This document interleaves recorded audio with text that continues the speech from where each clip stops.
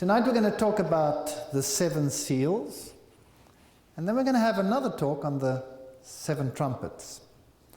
And these are thunderous issues. Now, the seven seals are dealt with mainly in chapter 6, but to set the stage for the seven seals, there are two other chapters, chapters 4 and 5. And of course, it is important to remember that the chapters themselves say nothing, because the numbers in the Bible were added afterwards. The Bible wasn't written like that. The Bible was written as a block. So you cannot really divide it up into the numbers. The numbers are just convenient for finding where you are and how to find a particular text. The Lamb opened one of the seals. Now, before he opens the seals to tell us what will happen on this earth, he first gives us a view of the great throne room in heaven. One of the most picturesque views of the throne room of the universe. Just imagine having a look into that tremendous seat of power. Revelation 4 verse 1.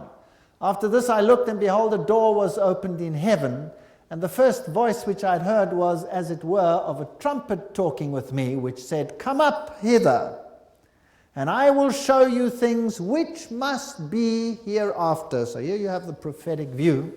And immediately I was taken in the Spirit, and behold, a throne was set in heaven, and one sat on the throne.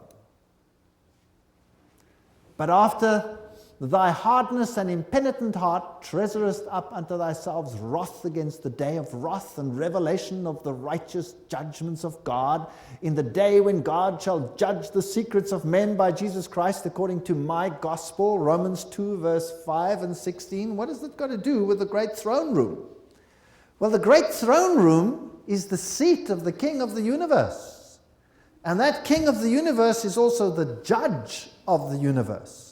So before God permits us to look into what is going to happen on this earth, and to look at the apostasies that will come, and the terrible things that men will do, he gives us a view of his majesty and his power, and he gives us the view that in spite of the fact that it looks as if the other side is winning, he's in control. And finally, he will be the judge, and there will come a judgment. So there will be a judgment, an investigation, a pronouncement of judgment, and then will come an executive judgment. And when that executive judgment comes, we better be on the right side. For we must all appear before the judgment seat of Christ, that every one may receive the things done in his body. 2 Corinthians 5:10. Make no mistake, Jesus is in control. God is in control. Acts 17 verse 31, because he has appointed a day in which he will judge the world in righteousness by that man whom he has ordained, whereof he has given assurance unto all men, in that he has raised him from the dead.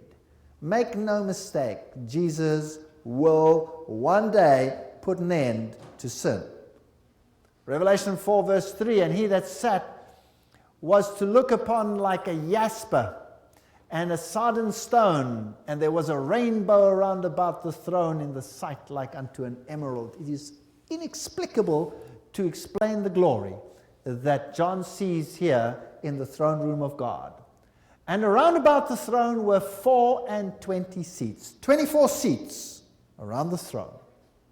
And upon the seats I saw 24 elders sitting, clothed in white raiment, and they had on their heads crowns of gold. So here are 24 individuals sitting around the throne of God.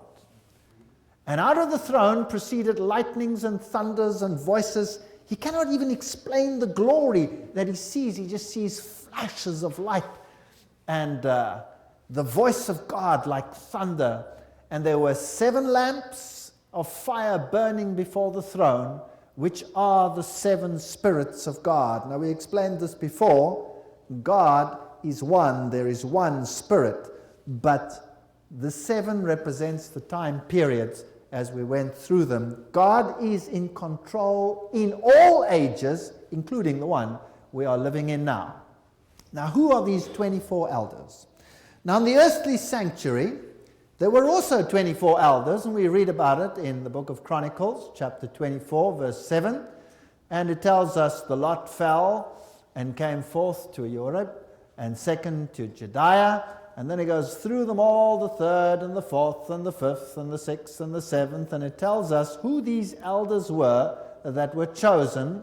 And it details every single one right through down to verse 19. And 23, 24 elders.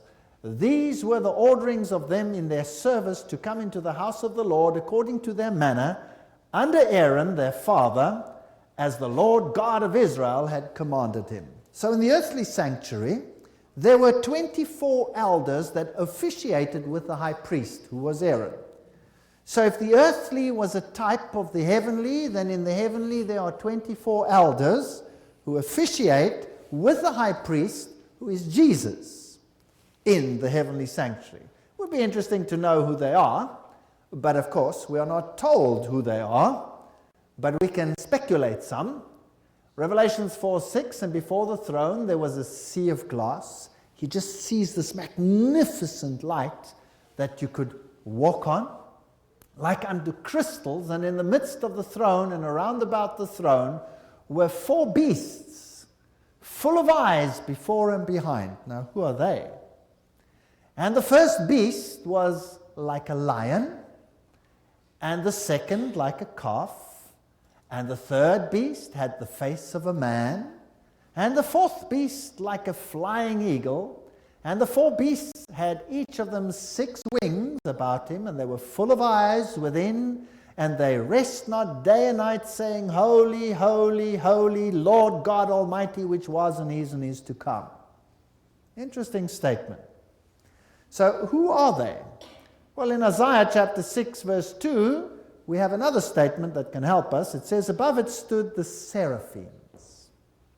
Each one had 6 wings. With 2, he covered his face, and with 2, he covered his feet, and with 2, he did fly. So we're talking about cherubims.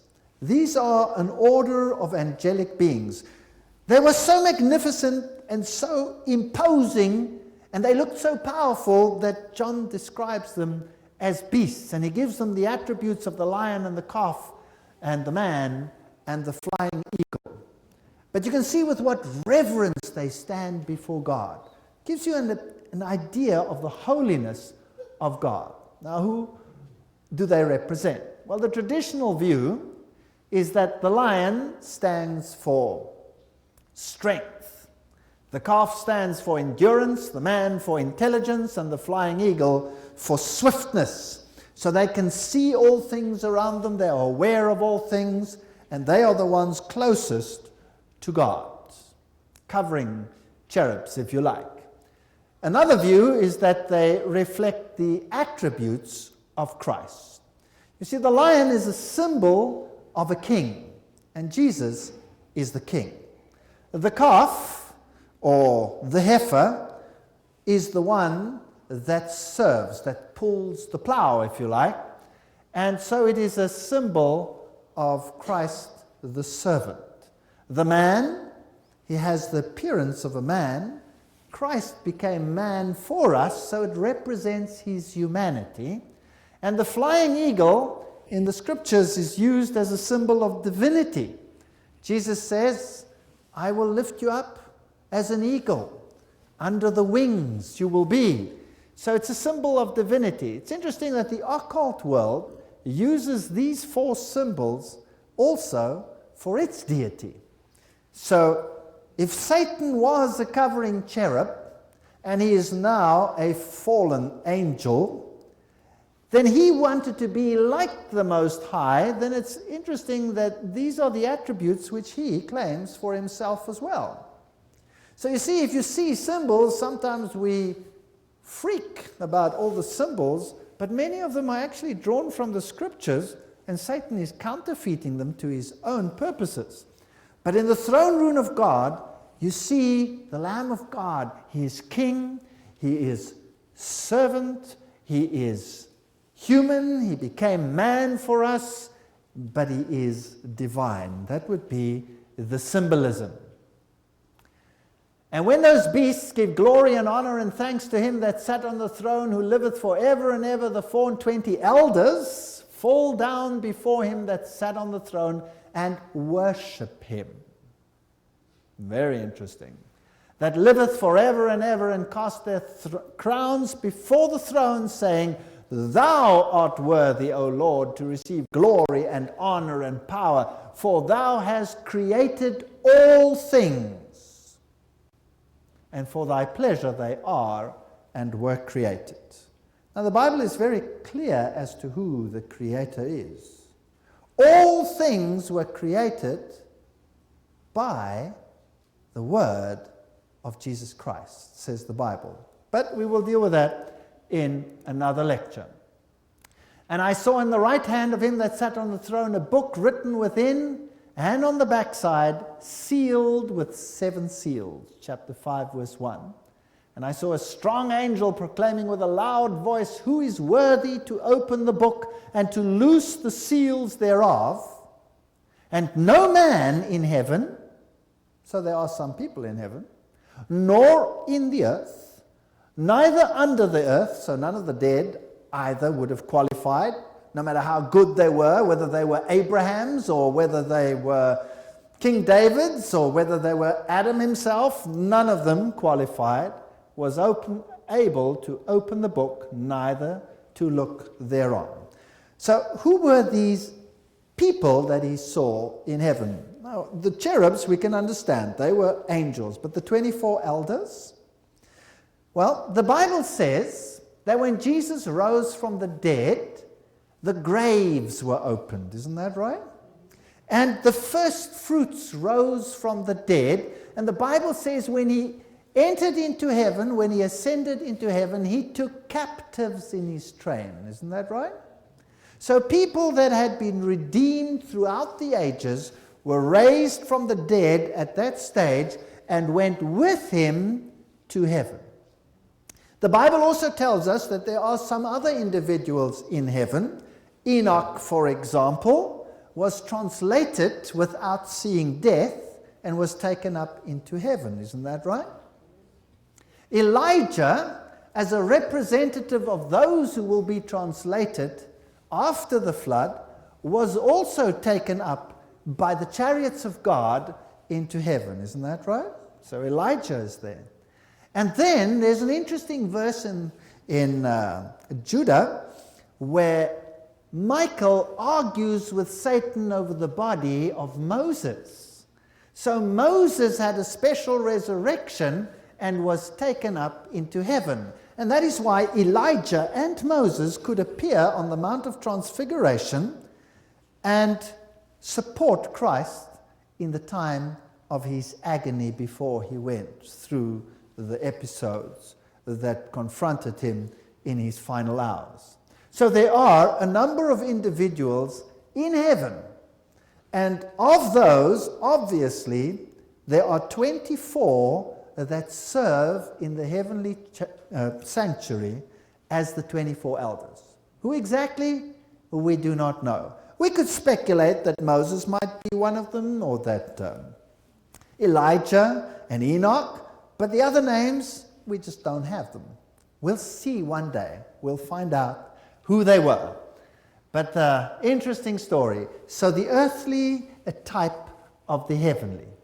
But no man was worthy to open the seals. Whether he was worthy enough in the eyes of God to have been taken up into heaven made no difference, because no man in heaven and no man on earth and no man under the earth that had ever lived would have been worthy to open the seals. But fortunately, there is a solution. Revelation 5 verse 4, and I wept much because no man was found worthy to open and to read the book, neither to look thereon. Now this document was sealed with 7 seals. In the old days, they used to seal, in Roman times, a testament, a last will and testament with 7 seals. And of course, If that is not opened, then there is no inheritance. So if the seventh sealed book is not opened, there is no inheritance, and we are forever lost. That is why he wept. But if they could be opened, and the will be read, and there be an execution of the will, then we could be redeemed. And there is only one who left a will and testament and lives in order to receive it. Because normally when you die and you leave a will and testament, you have to depend on someone else to open it, isn't that right? And to execute it. And if the only one who can inherit it is the one who died, well, then you have a problem, because the one who's dead is dead and can't inherit it anymore. Unless, of course, he is God and has been resurrected through his own power. Wow. And so we find that one of the elders said unto me, Weep not, behold, the Lion of the tribe of Judah, the Root of David has prevailed to open the book and to loose the seven seals thereof. So all is not lost. The God-man is there. And I beheld, and lo, in the midst of the throne. So what does that make him? If he is in the midst of the throne, well, then he is sitting in the seat of deity. And of the four beasts, and in the midst of the elders, stood a lamb, as it had been slain, having 7 horns, horn the seat of power, kingship over all the ages. He is a king. If you look in the book of Daniel, we'll see that a horn stands for a king or a kingdom. And 7 eyes he sees throughout the ages, which are the 7 spirits of God sent forth into all the earth, not part of it. Verse 7, and he came and took the book out of the right hand of him that sat upon the throne. And when he had taken the book, the 4 beasts and the 24 elders fell down before the Lamb, having every one of them harps and golden vials full of odors, which are the prayers of the saints. So the prayers of the saints are represented as incense. And the merit of Christ make the prayers acceptable to God. Wonderful imagery that we have here. And heavenly music fills the throne room as they worship the Lamb. And they sung a new song, saying, Thou art worthy to take the book and to open the seals thereof, for thou wast, and here is the answer, slain, and hast redeemed us to God by thy blood. So, these 24 elders that are saying this, were they humans or were they angels? They must have been humans. Why? Because they are redeemed. That's right.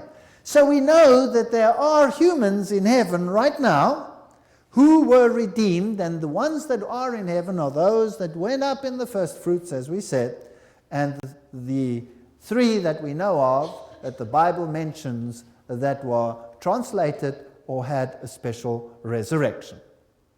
For thou wast slain and hast redeemed us to God by thy blood out of every kindred and tongue and people and nation. That gets rid of all exclusivity. So there are some that believe today that salvation is by birth. Have you noticed that there are people like that? People who believe in salvation by birth. They say, I belong to the right race, or I belong to the right ethnic group, therefore I am saved. The Jews had that particular theology, and there are many groups in the world today who believe that they are saved as a consequence of their particular stature. There are many interesting beliefs out there. Salvation by name, salvation by hat. But I won't get into that. So he's the one that redeems us by his blood out of every kindred, tongue, and people and nation, lest we should boast that one is better than another. And has made us unto our God kings and priests, and we shall reign on the earth. Fascinating text. we shall reign on the earth. And I beheld and I heard the voice of many angels around about the throne and the beasts and the elders, and the number of them was 10,000 times 10,000 and thousands of thousands. So we're dealing with billions here. Saying with a loud voice, worthy is the Lamb that was slain to receive power and riches and wisdom and strength and honor and glory and blessing. So you have this tremendous view of the scene in heaven, showing that the final victor is going to be who? Jesus Christ. So we have nothing to fear. It's interesting that God gives us this view, and then he shifts the emphasis to tell us what's going to happen on this earth. And the two are in such contrast with each other that it's scary. Scary. And one might believe that Christianity is the loser on this issue. Did you know that the greatest apparent victory for Satan was his greatest defeat? When he had Jesus nailed to that cross and he was triumphing in his power and glory, he actually sounded his death knell. And so it will be with the whole Christian church. The greatest apparent defeat will be turned by the merits of Jesus Christ into the greatest victory that the universe has ever seen. Make no mistake, Jesus is in control. And when we go through the next lectures, remember those words, because there are going to be some scary things we are going to talk about. But we can whistle and smile and sing hymns because we know the outcome already. And every creature which is in heaven and on earth and under the earth, and such as they are in the sea, that's the symbol of the nations, and all that are in them heard I saying, blessing and honor and glory and power be unto him that sitteth upon the throne, and unto the Lamb forever and ever. It'll be a universal, eternal kingdom. And the four beasts, the cherubs, said Amen. And the 24 elders, who had been redeemed, remember, fell down and worshipped him that liveth forever and ever. Right. Having shifted from the great throne room scene, we move to the story of the horses of Revelation, the opening of the seals. The Lamb opened one of the seals, Revelation 6, verse 1, and he sees a horse, a rider on a white horse, come forth conquering. Now, again, we are going to go through 7 time periods. Now, the time periods obviously recapitulate what we saw before when we dealt with the 7 churches, because the 7 churches tell us about the nature of God's church. With all its defects, God doesn't hide anything, and he tells us this is what's going to happen to the church. Now, these horses represent something else. They're going to recapitulate the same time periods, but they're going to concentrate on the message, on the gospel herald. So not so much the position of the church that is to herald the information, but the actual message that has to go out to the world. And Satan, of course, is as opposed to that message as he was to the Son of God. He hates it with a passion. So when this horse goes out white, what is the color white? What does it represent? Righteousness. The Bible tells us it represents righteousness. And there is nobody righteous but Christ. And he has a bow in his hand. So there are a number of symbols that we can look at. And then there is another rider, one with a red horse. Then there is a black one, and then there is a dead one with a dead rider. So who are these riders? Revelation 6, verse 1 and 2. And I saw when the Lamb opened one of the seals, and behold, a white horse. And he that sat on him had a bow, there's a clue, and a crown, there's another clue, and was given unto him, and he went forth conquering and to conquer. So there's a war here. This is a war. You go out to conquer, in a war situation. Psalm 64 verse 7 will give us a clue. But God shall shoot at them with an arrow. Who shall shoot? God. Suddenly shall they be wounded. So who's the one who has the bow? It's God. Was the Lord displeased against the rivers? Was thine anger against the rivers? Was thy wrath against the sea, and that thou didst ride upon thine horses, and thy chariots of salvation? Thy bow, there we have the clue, was made quite naked, according to the oaths of the tribes, even thy word, Selah, thou didst cleave the earth with rivers. Habakkuk chapter 3, verse 8 and 9. Hey, we have a nice clue. Is God concerned with conquering the planet in terms of earthly thinking? No. This is a message. It's the word of God, and the arrow is the one that shoots and brings the gospel into the heart. And the first message that went out when Jesus started his fledgling church was the message of salvation through Jesus Christ, and it went out with power and purity because God had cleansed for himself a people that were willing to stand for righteousness and truth, the early church. So the gospel herald that went out was unadulterated.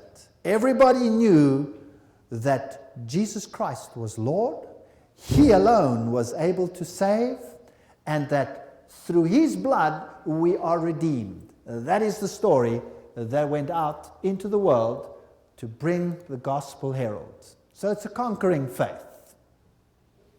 White represents a pure faith.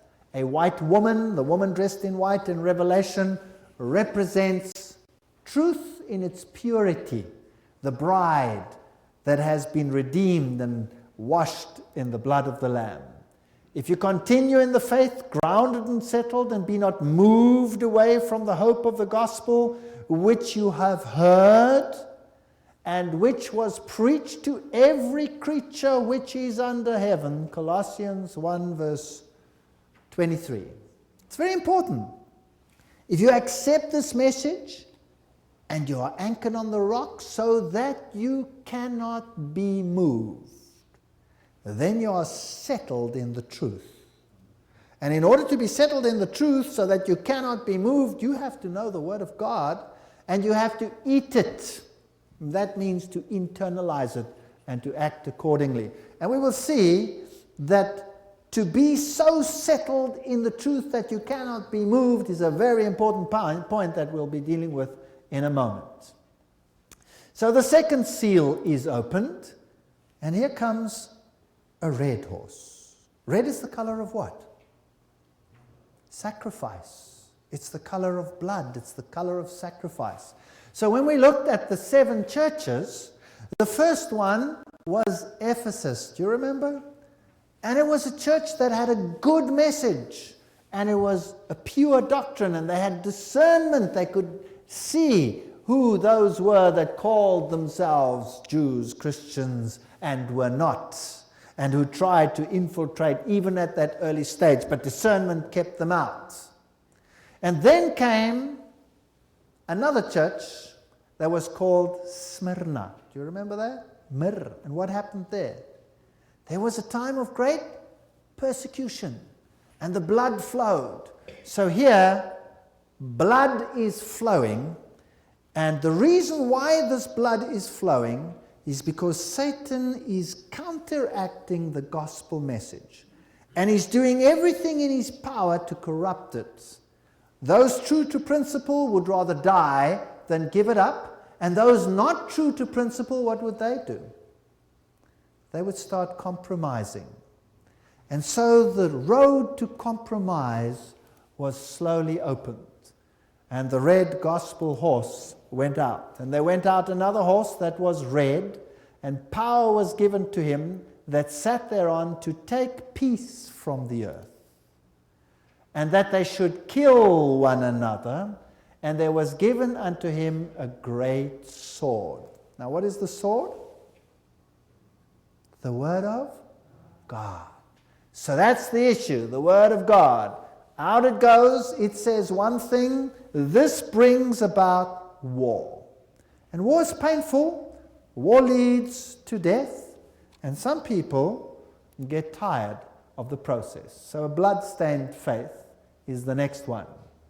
It's a time of great persecution, Roman persecution, with Nero, and all the issues we dealt with when we dealt with the churches. So it covers the same time period up to the time of Constantine, when persecution was the method to get rid of the gospel herald.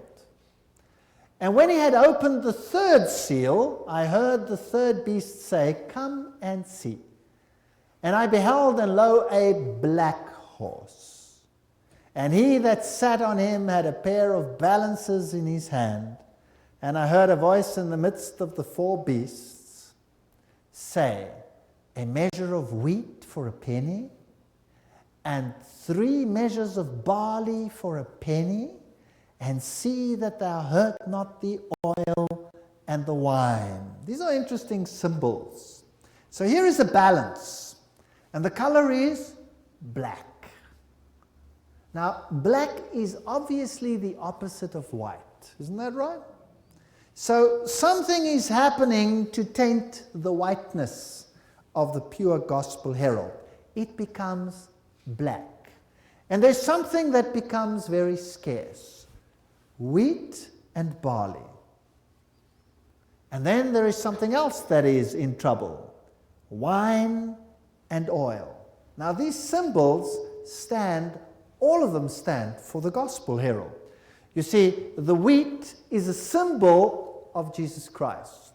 Jesus Christ was born in Bethlehem. Bethlehem, the bread basket.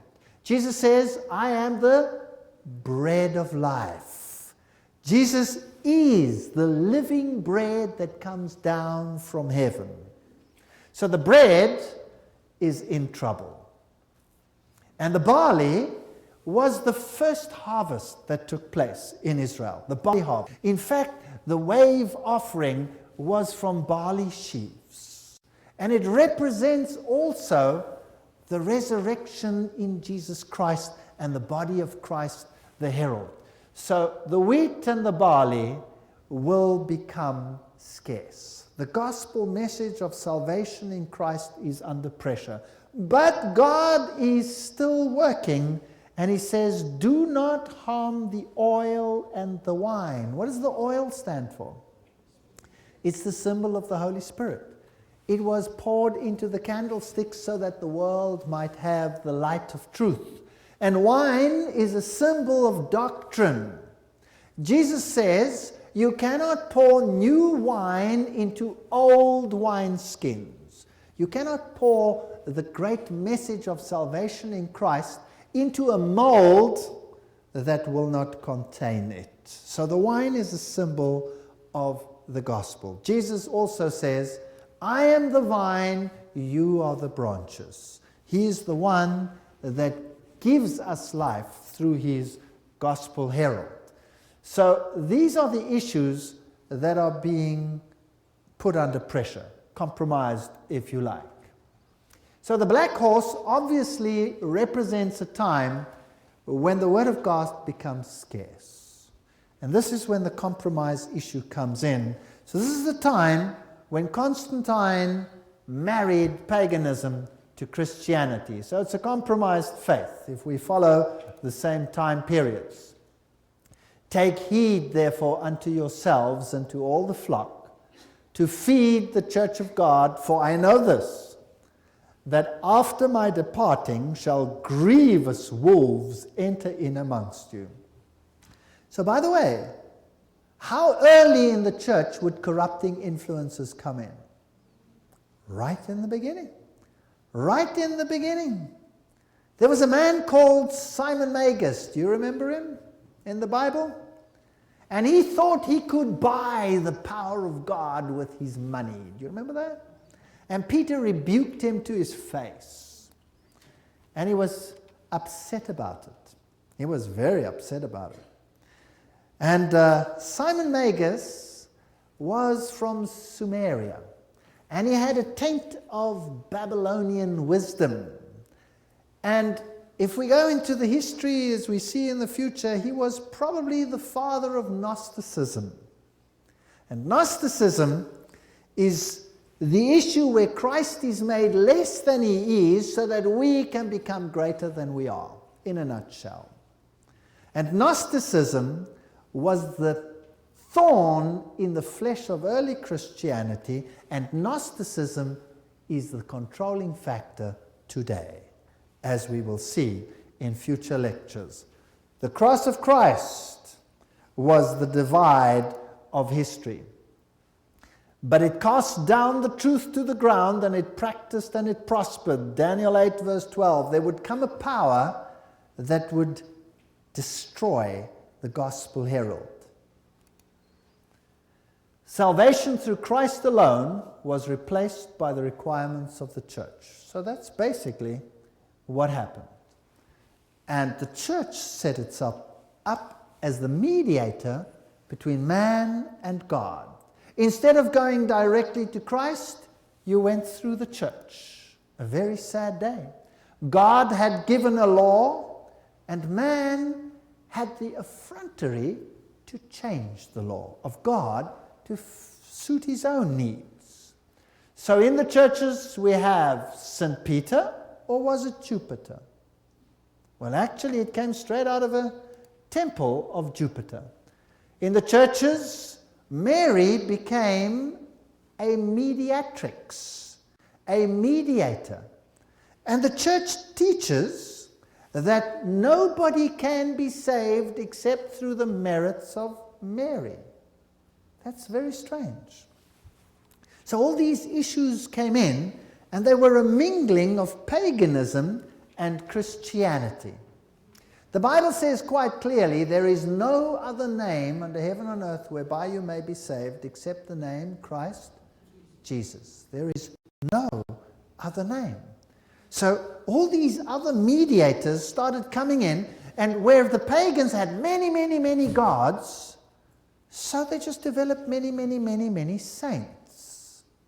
And then you could, if you had a problem in your life, and you came short on merit, salvation by works, in order to enter into heaven, well, then you could borrow from the excessive merit of those who had gone before you. This is doctrine of the Church of the Middle Ages, and it is doctrine today. And so you could borrow, if you like, take for yourself a deep spoon of the merit of the saints that had gone before to augment the paucity of your own merit. Is that biblical? Or does each one stand before God in the judgment and gives an account for what he has done in the flesh? Yes or no? Yes, of course. And so all these saints were created, and then eventually the saints became specialized, and that specialization is exactly the same as that you had in paganism. One God was specialist in taking care of you during traveling. Another one was a specialist in taking care of your financial needs, and so you had various gods. And so today, if you want to travel, well, it's good to have a St. Christopher around, because that might just, help you in your travels. So, this is a church of compromise. And with Jesus Christ, there can be no compromise. Either he is Lord of Lords and King of Kings, or he is not. And that is the choice that we have to make. The Bible says quite clearly, thou shalt not make unto thee any graven image or any likeness of anything that is in heaven above, or that is in the earth beneath, or that is in the water under the sea. Thou shalt not bow down thyself to them, nor serve them. Exodus 20, verse 4 and 5. Problematic text in the Ten Commandments. So how about just removing it, throwing it into the dustbin? Well, if you look at a normal catechism book today, you will find that this commandment has been removed to open the way for the practices that went before. Constantine is the one who first and foremost started to make legislation that would bind the conscience of human beings. So rather than listening and accepting the Word of God and making your decisions based on the Word of God, man started legislating on this issue. And Constantine was the first one to legislate a day of rest, for example. During this age of compromise, the pagans' day of the sun replaced the Bible Sabbath. Very interesting development that happened over there. The early church kept the Sabbath. There were two regions where the Sabbath was not kept in the early church. The one was in Alexandria, where you had the very liberal school, which later became the seat of Gnosticism, and the other one was in Rome. And those two areas were the bastion of sun worship. It's interesting that when Alexandria was destroyed, the shift of power moved towards Rome and eventually spread across the entire world. We are told by Eusebius, by the way, that is the bishop that was active in Constantine's time, that Constantine, in order to recommend the new religion to the heathen, transferred into it the outward ornaments to which they had been accustomed in their own. Development of the Christian Doctrine, page 372. So this is what they started doing. They started compromising on these issues. Arthur P. Stanley says Constantine's coins bore on the one side the letters of the name of Christ, and on the other the figure of the sun god, as if he could not dare to relinquish the patronage of the bright luminary. Interesting name, luminary. Today we also have people who consider themselves luminaries, illuminated ones. There's even an organization which calls itself the Illuminati. We'll be dealing with those issues as we go along. So here is a compromise that has taken place.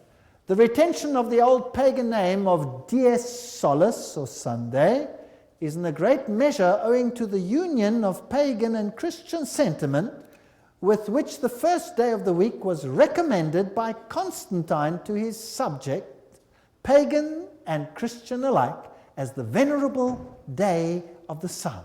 History of the Eastern Church, page 184. So this is historic fact. We cannot deny it. This is what happened. For in 6 days, says the Bible, the Lord made the heavens, the earth, the sea, and all that in them is. Wow, is that sentence under attack today in the scientific world? Yes or no? Like you cannot believe. There is hardly a word in the Word of God that is not being assailed in this day and age that we live in. All that in them is, and he rested the seventh day, wherefore the Lord blessed the Sabbath day, and he hallowed it. Exodus 20, verse 11. So here were issues of compromise that were coming in. They were changing the face of Christianity.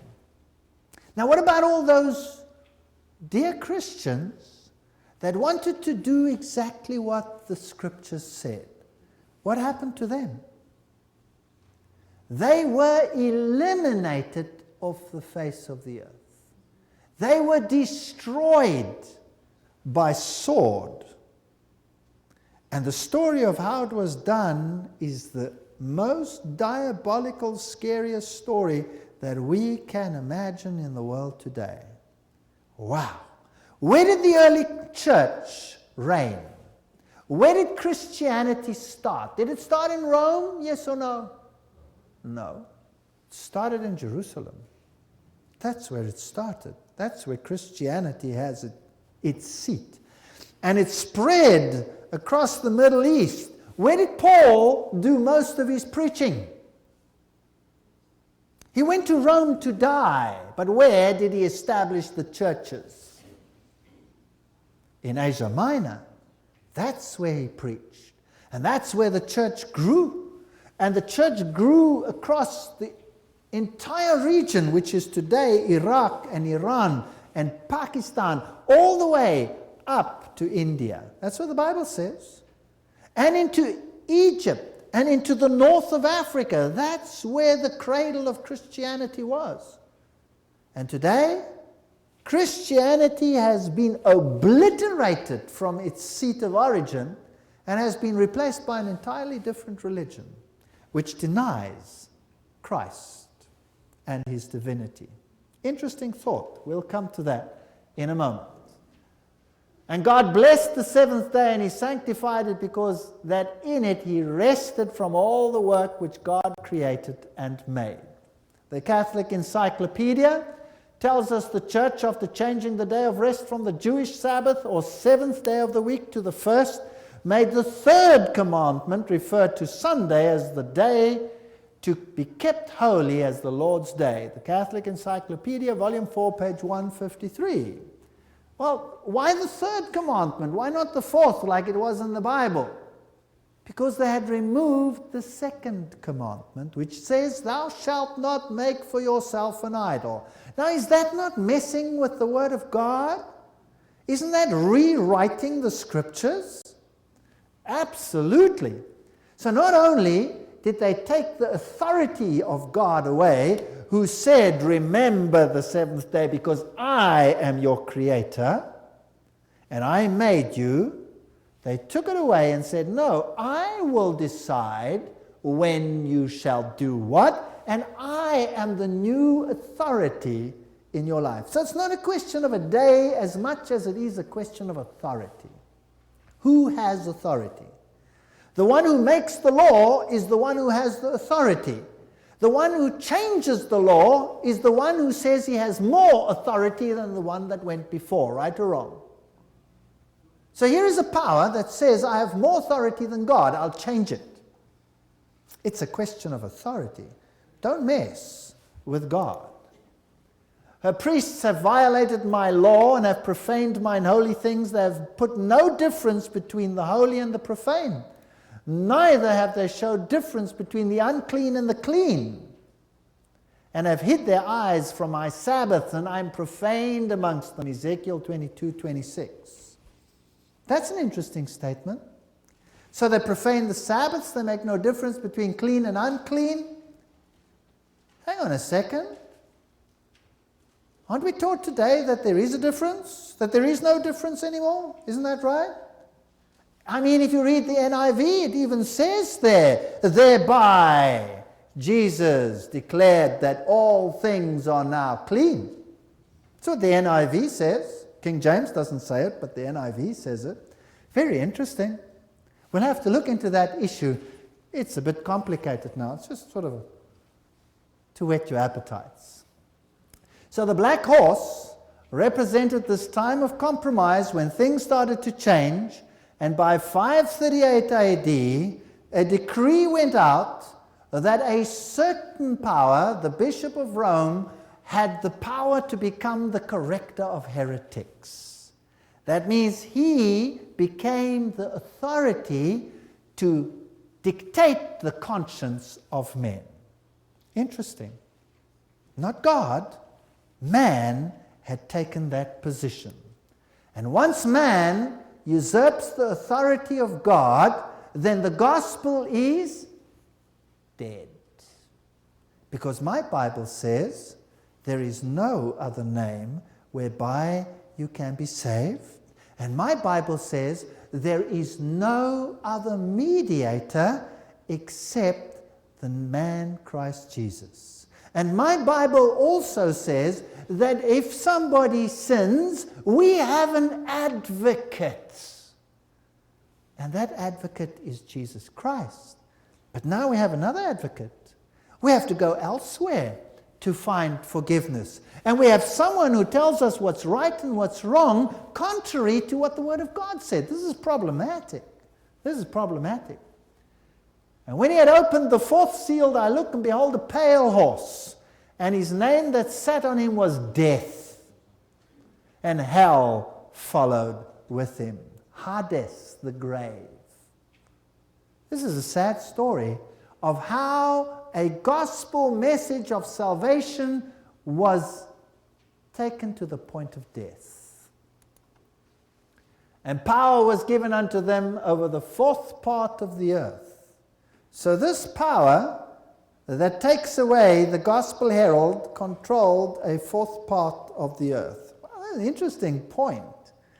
Which Christian denomination controlled the fourth path of the world? Wow. To kill with a sword, that's a new word, and a literal sword, and with hunger. Hunger for what? There's a famine in the land for what? For the Word of God. Did the church of the Middle Ages take the Word of God away, yes or no? Did it ban the Bible? Was it a sin to the point of death to have and read the Bible, yes or no? Yes, history proves the fact. I'm not attacking any individual. I'm talking about a system. And what is behind the system? There are many, many, many dear people hungering for truth in every single religion in the world. And I believe many of them God recognizes as His own because they are living up to the best light that they have. So let's not be judgmental. We're talking about a system. And it's a sad, sad system. My father wanted to be a Roman Catholic priest. He was very, very good Catholic. I was raised Roman Catholic. And I became an atheist, but I became a Catholic again. And when I discovered the Bible, I saw that there were so many issues that were not biblical. And I had to make a choice. And I believe everybody has to come to that point where he has to make a choice between being fooled by the systems of man or by the systems of God. And with death and with the beasts of the earth. So how did he kill? He killed with a sword, that's literal, that he made. He killed with a famine for the word of God. And he killed with a death and with beasts. Beast in Daniel is a kingdom. The four beasts you saw are four kingdoms that shall arise upon the earth. Daniel chapter 7. So, he killed with political powers. Did the Church of the Middle Ages do that, yes or no? Absolutely. Take the Waldenses. The Waldenses were destroyed off the face of the earth. The Albigenses, France. The first alliance between a European nation and Rome was with the Franks. Clovis became a champion emperor for the cause. And any opposition was destroyed. And the gospel died. Man had taken the position of God. So the new Christians were, as far as thinking and habits went, the same as the old pagans. Their surge into the churches did not wipe out paganism. On the contrary, hordes of baptized pagans meant that paganism had diluted the moral energies of organized Christianity to the point of impotence. Centuries of Christianity, A Concise History, page 58. History attests to the facts. And unfortunately, I cannot change them. I didn't invent them. I'm just telling you what the book of Revelation says about these issues. The faith had died. And formalism took the place of a simple, beautiful trust in the Son of God. Do you know, when I was a Catholic, I used to sit in the church, and I used to know that according to the teaching, the host was in the tabernacle, and that was God, and I could pray to Him. I used to sit there, and I used to say, why don't you answer me? Why can I not bring my problems to you and speak to you as to a friend? Everything is ritual. If you want to communicate with God, say 10 Hail Marys, 1 Our Father, 10 Hail Marys, 1 Our Father, 10 Hail Marys, 1 Our Father, and pray right through the rosary and end up with the confession of faith. And if you haven't got it done yet, do it again and again and again. And the more you do it, the better. Is that communicating with someone? Is that how you would speak to someone you love? You know, man has a hunger to communicate with God. Man has a hunger to touch and feel the divine hand. And man is being robbed of the beauty and the simplicity of communication with God. Prayer is not bringing God down to us. Prayer is bringing us up to God. Isn't that a beautiful sense of upliftment? We are left down here with all the problems of the world with no solution, when God is just a prayer away. If we would say, Lord, I have a problem. Can I come to you? I'm sure the Lord will incline his ear to us and will listen to every word that troubles us. We can take our largest problems and our smallest problems directly to God. We need no one else. It is a beautiful truth. And when we discover it, then no matter how glorious and pompous and beautiful everything is, without love, there is nothing. What does Solomon say? Rather live on the corner of the roof, and rather have a house with cabbage leaves than a house filled with good food if there is no love. It's no point in it. Rather be poor and have love than to have riches and sadness. There's nothing wrong with being rich. God can bless riches as well. It's the love of money that is the root of all evil. If you leave the love of out, then you have a problem. So a union of church and state came about. Governments were used to enforce doctrine. Christianity became an established religion in the Roman Empire and took the place of paganism. Christianity, as it existed in the Dark Ages, might be termed baptized paganism. Church History, Century 2, Chapter 2, Section 7. These are statements made by the church themselves. They even said the god Pan is not dead, he is baptized. So, paganism rules in the world today, and there is an elevation of the priesthood over man. That is the most diabolical thing that has ever happened in the history of the human race. Did you know that? To elevate one portion to control the conscience of others. And we have the same problem today. There are some who believe that because they have theology, they have the right to control your conscience. Hello? Each one is accountable to God himself. And the Bible teaches no such thing unless you change the Bible. We'll be dealing with that. It's been changed somewhere. Not in the old ones. They're still fine. You can read the old German Luther Bible. That's great. You can read the Armenian Bible. That's great. You can read any Bible from Russia to Serbia. Anywhere in the world, you'll find it all nice and right there. But there's a problem later on where you have an elevation of the priesthood over the general people. There's no such thing in the Bible. But the path of the just is as the shining light that shineth more and more unto the perfect day. Proverbs 4, verse 18. So the light of truth would penetrate into this darkness. God would not permit his gospel to die. So God had to do something. What was the next church that was to bring light and the word back to the people? Remember the 7 churches? We had the church that came in, Sardis, and it represented the Reformation, to reform that which had died. It's really not a complicated concept. And when he had opened the 5th seal, I saw under the altar the souls of them that were slain for the word of God and for the testimony which they held. And they cried with a loud voice, saying, How long, O Lord, holy and true, dost thou not judge and avenge our blood on them that dwell on the earth? Now, are these literal souls under the altar? It must be pretty crowded there. Or is this the blood of all the saints crying out to God? When are you going to do something about this? I think that's the image that we're getting here.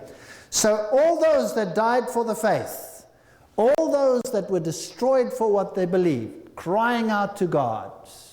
And white robes were given unto every one of them, and it was said unto them that they should rest, sleep, yet a little season, until their fellow servants also and their brethren that should be killed as they were should be fulfilled. God says, I'm in control. It's going to get worse. But wait till everybody throughout history that is still going to die in the faith or for the faith is together, and then the kingdom will come. So these are instruments of torture that were used. Nothing could stop the gospel herald. And did you know that some of these instruments of torture were still used in 1974? Very interesting. Franco in Spain used those instruments of torture still in the 1970s. Beloved, when I gave all diligence to write unto you of the common salvation, it was needful for me to write unto you and to exhort you that you should earnestly contend for the faith which was once delivered unto the saints. Don't just give up. For there are certain men crept in unawares, ungodly men, turning the grace of our God into lasciviousness and denying the only Lord God and our Lord Jesus Christ. Jude chapter verse 3 and 4. Wow. So right there in the early church, the corruption came in. And what did they deny? Jesus Christ, the only Lord God and our Lord Jesus Christ. So a shift took place in that early church already. Big problem. And we will see what they did, because we will go into it in detail and how it affects us today, because these smart people have done the same thing to us, and we are not even aware of it. Isn't that sad?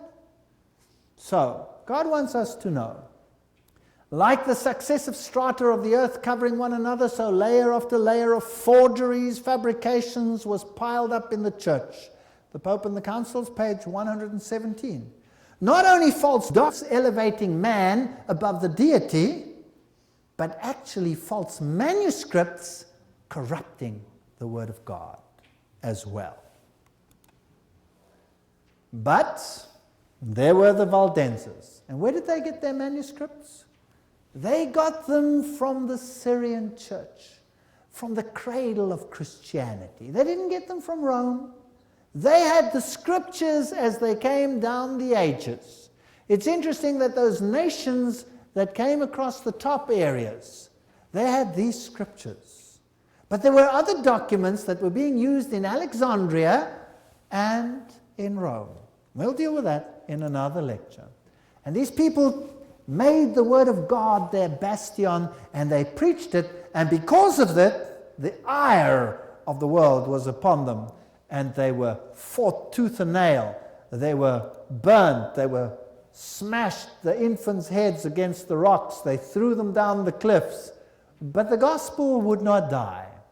This is an old Valdensian church and Bible copyist table there. And so slowly the faith was uplifted again. In 1370, the authority of the Bible was declared with power by Wycliffe. In 1400, obedience to God, obey God rather than man, and he died for his faith. Johann Hus. These are the men dressed in white. And then salvation by grace, Martin Luther. What a stalwart. Did he do everything perfectly? Absolutely not.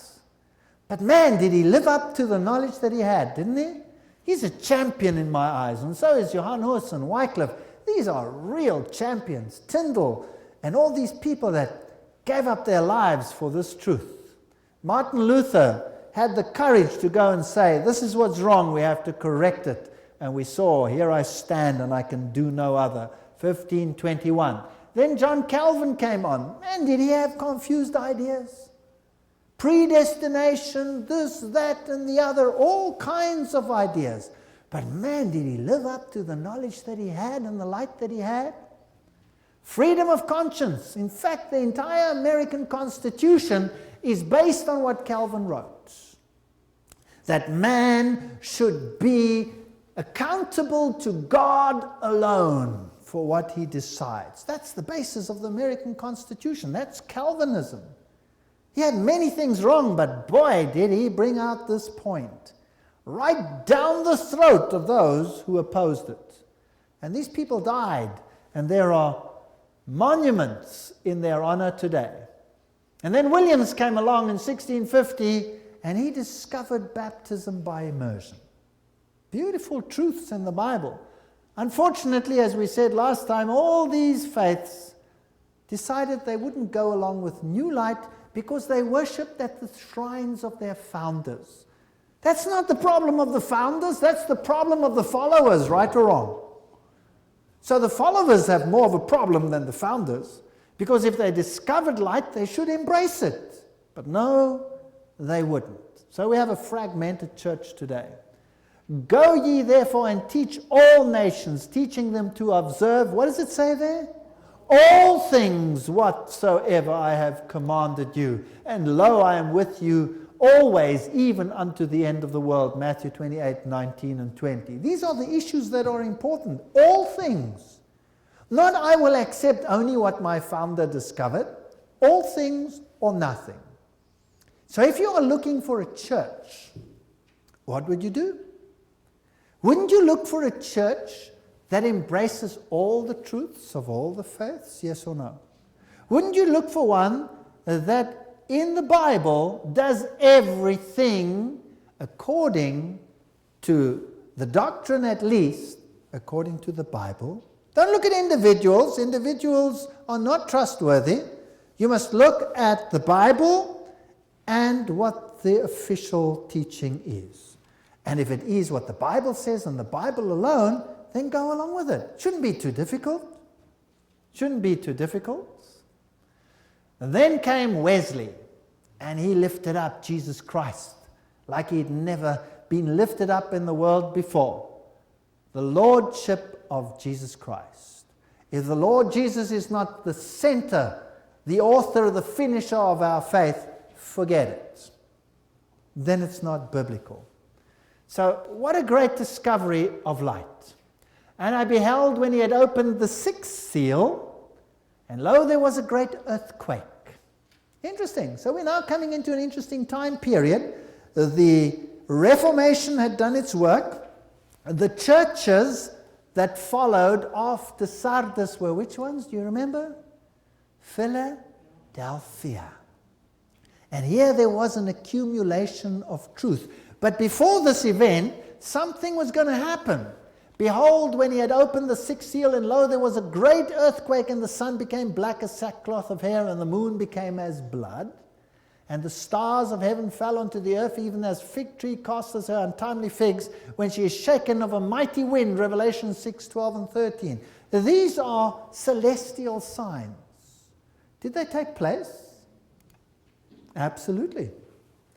Mark says the same thing. Chapter 13, verse 24. In those days after that tribulation, that tremendous persecution where God's people were virtually wiped off the face of the earth in the Middle Ages through the Inquisition and the 30-year War and the 100-year War and Bartholomew Night, and the Huguenots were hounded. Then came light, and after that tribulation, which ended roughly 1798, and we'll come to that in another time, another lecture, the sun shall be darkened and the moon shall not give her light. Well, here's the history of Ware, New Hampshire, because Christianity had fled, Bible-based Christianity had fled from Europe and established itself in a number of regions in the world. In the New World, the United States of America in particular, in Southern Africa, and in Australia. That's where Christianity had fled. Interesting story as to what's happening in those regions of the world today. The dark day of New England, so familiar to old and young, came May 19, 1780. Near 11 o'clock it began to grow dark, as if night were coming. Men ceased their work. The lowing cattle came to the barns. The bleating sheep huddled about the fences. The wild birds screamed and flew to their nests. The fowls went to their roosts. At night it was so inky dark that a person could not see his hand when held up, nor even a white sheet of paper. That's the history of Ware, New Hampshire, 1735 to 1888. The Independent Chronicle of June 8, 1780 said, during the whole time a sickly, melancholy gloom overcast the face of nature. And it goes on to say that notwithstanding there was almost a full moon, which by the way was like blood, no object was discernible. And there was an Egyptian darkness impervious to the eyes. The great and memorable events, the Connecticut legislature was in session, and they gave it up because of the darkness. They sojourned. And Herschel, the great astronomer, admits that the dark day, May 19, 1780, is something that astronomy cannot explain. There was no eclipse, there was no reason, scientifically speaking, for it, but there it was, right on time.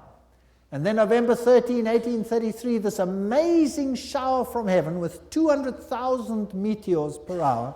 It was so light you could read, and the interesting thing is, they came from a central point. Normally, if you have shooting stars, they're all over the place, but not here. They came from a central point and spread across the sky. Nobody had ever seen something like this before. And prior to these events, there was the Great Lisbon earthquake. So the sequence exactly like in the Bible. And something new had to be discovered. Well, William Miller was the one, 1782 to 1849, who started rediscovering something else in the Bible, and he discovered some of the great prophecies. Unto 2,300 days then shall the sanctuary be cleansed. And he calculated the days and discovered the beautiful messianic prophecies of Jesus and of the cleansing of the sanctuary. And he thought, wow, does this mean Jesus is coming again? And he started to preach that Jesus was going to come in 1844, because he figured that the cleansing of the sanctuary meant the cleansing of the earth. But of course, Jesus didn't come in 1844. So in the 1840s, there were a group of believers that called themselves Adventists. Now, these weren't Seventh-day Adventists. These were Adventists, people that believed in the soon coming of Christ. And they came from every single Christian denomination in the areas. There were Baptists and Methodists and Presbyterians, you name it, they were there.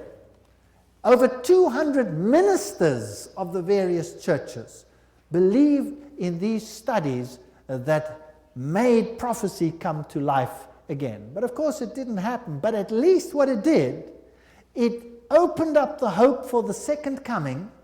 And William Miller is the herald for the reestablishment of prophecy and the role of prophecy in Christian history. So all these great truths coming back into the Christian thinking. And then, of course, a final restoration had to take place, embracing all the truths. The law of God, doctrines on death and hell and all these things, how we should live, what the parameters were that God required from us. All of these things had to be restored, because surely God would not end it without light shining upon his people to open up all the truths that had been lost. Truth had to be restored. And then Christ would come. Jesus said, if you love me, keep my commandments. John 14 verse 15. He who says he loves me and keeps not my commandments is a what? A liar, and the truth is not in him. Haven't we got many groups today that say that the commandments have been done away with? Yes or no? Yes, they've been nailed to the cross. Jesus says that the law will never pass away. Heaven and earth will pass away, but not one jot or one tittle will be removed from the law until all things have been accomplished. Surely it is common sense to know that if people would just keep the law of God, we can throw away all our keys. And all the young ladies and women could walk safely in the darkest alleys of this world without any fear if everybody kept the law of God. Isn't that right? So the law of God is going to be an issue at the end of time, especially since a whole organization has had the effrontery to change it. Wow. To say we are greater and more powerful than God, we will modify His law?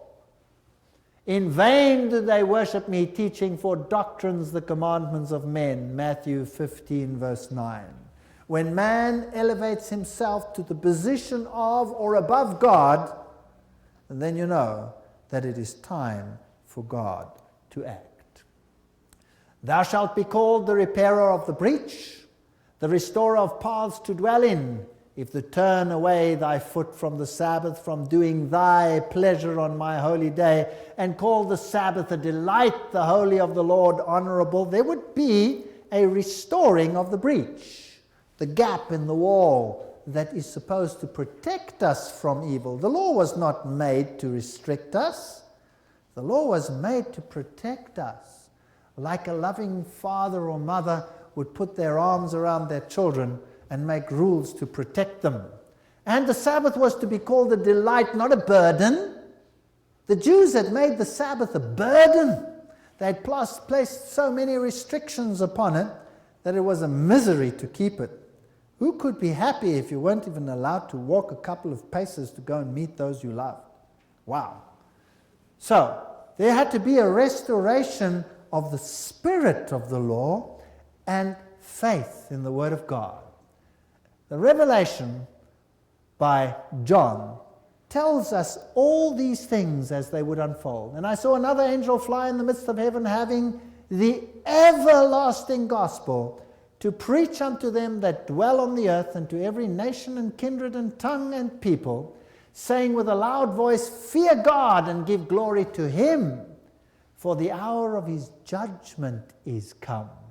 And worship Him that made the heavens, the earth, the sea, and the fountains of water. Revelation 14, verse 6 and 7. The gospel, the everlasting gospel, had to be restored. You see, the Jews relied on obedience to the law, and they nailed Jesus to the cross. And the Christians rely on the merits of Jesus and nail the law to the cross. Both of them are standing on one leg. Isn't that right? The law and the gospel, they go together. If you want to choose Jesus as your Savior, you must be prepared to accept Him as your King. Isn't that right? And a king is a ruler. And a ruler, by the very name, has rules, right or wrong. Yes. And what's so difficult about loving Jesus enough to keep His commandments? It's not so tough. If I love my wife with all my heart and with all my soul, will I want another? Absolutely not. And if I think of the consequences that it would cause, the pain and the suffering, would it even be worth it? I don't think so. Same with God. If I love God with all my heart and with all my soul, would I want to serve another? Why not? They're useless. They can't save me. They can't do anything for me. Even if I had a selfish motive, it would be better to stay true to God. Yes or no? Yes. So the law makes sense. So, here is the message that says, God is the creator. What's the world teach?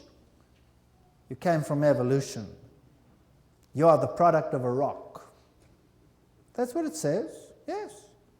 The earth dissolved, created eventually the materials out of which life evolved spontaneously. So you come from a rock. I believe that I come from a rock, but the rock of ages. And the other sheep I have, which are not of this fold, them also must I bring, and they shall hear my voice, and there shall be one fold and one shepherd. You cannot have a divided truth. Either there is truth, or there is division. And you cannot have unity in falsehood. Yes or no? No. You either have unity in truth, or there is no unity. There is only a presumptive unity that at the first trouble will fall apart as though it had never existed. Either it is based on truth, or it's based on nothing. Here is the patience of the saints. Here are they that keep the commandments of God and the faith of Jesus. Revelation 14:12. Do you know what? Fascinating sentence there. The faith of Jesus. Wow. The Bible has very high standards. Do you know that it's not enough to have faith in Jesus? It's not enough. You need the faith of Jesus. In the greatest adversary, Jesus trusted in the merits of his Father. Yes or no? Yes. No matter what happens to you, you need to trust like he trusted. That's the standard. Well, God adds his merit because we are weak and we cannot do these things. But that's the standard. That's something to aim for. Well, I wish I had the faith of Jesus. That I would be willing to go to the cross because I knew that he would resurrect me and I would be his eternally. I could die no matter what happened. Jesus had that faith. We need that kind of faith. How many people have that kind of faith still today? The standards in the Bible are high. And they're high with a reason. And the message goes out to the world that Jesus Christ is Lord. And we are right here. And the heavens departed as a scroll when it is rolled together, and every mountain and island were removed out of their places. We've gone through all the seals. We're right between the sixth and the seventh seal. The next thing that happens when that last seal is opened, then the testament of God is opened and the kingdom becomes the Lord's. That means Jesus takes over on this planet and he's coming again. We've been through history. We are the last people, the last ones in this great message. And the kings of the earth and the great men and the rich men and the chief captains and the mighty men and every bondsman and every freedman hid themselves in dens and rocks of the mountains and said to the mountains and rocks, fall on us and hide us from the face of him that sitteth on the throne and from the wrath of the Lamb, for the great day of his wrath is come, and who shall be able to stand? That's the next thing that's going to happen. And by the way, please look that the people hide themselves. There's no great joy by the great multitudes. When judgment comes, you have to stand. There's no such thing as everyone will be saved. You have to make a decision here. And then follows chapter 7, which is parenthetical and tells us who will be able to stand. And it says, only the sealed will be able to stand. And when he had opened the seventh seal, there was silence in heaven about the space of half an hour. Well, if you work that into prophetic time, it's about a week, or exactly a week. So the question is, what is the silence about? I believe heaven is empty because Christ and all his angels are down here to receive the redeemed. Christ is coming again with power and glory. And either we are rooted in him or we are not. That is the choice that we have. And I would suggest that we accept the fact that Jesus is in control. Jesus has given us a vision of the great throne room where he is seated in the throne of power. And he is the one who has the authority to open the seals, to receive a kingdom. And we can be part of it or we can reject it. My prayer is that we will all accept salvation in him, because he is the only name whereby we can be saved. Amen.